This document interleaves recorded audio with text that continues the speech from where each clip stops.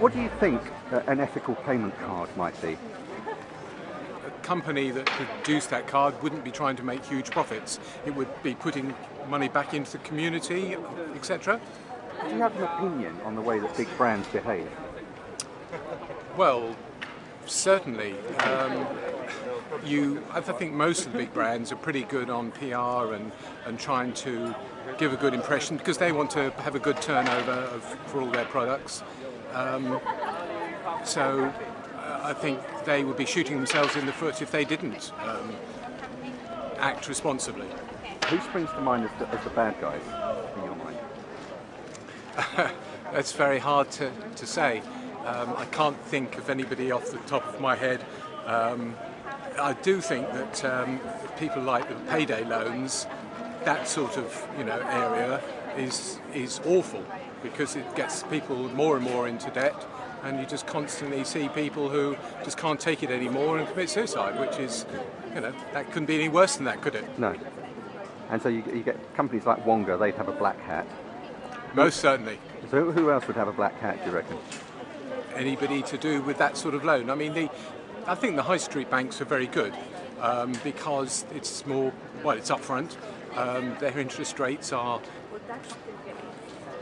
in the main, very, very good. They are transparent if you look at it clearly. Then they just do not compare with people like you've mentioned, Wonga. There's just no relation at all. So I think the high street banks are fairly responsible. And what about sort of moving away from finance, the high street brands, the things that you would buy? Is there a brand that you would see as good guys?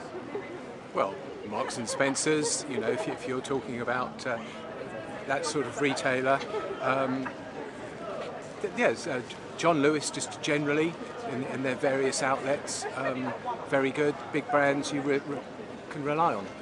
So if you had the power to influence big brands, how would that make you feel? Very good. What if your card, your payment card, not necessarily a credit card, it's a debit card, if they gave you a report on all of the brands that you've bought from, that'd be pretty amazing.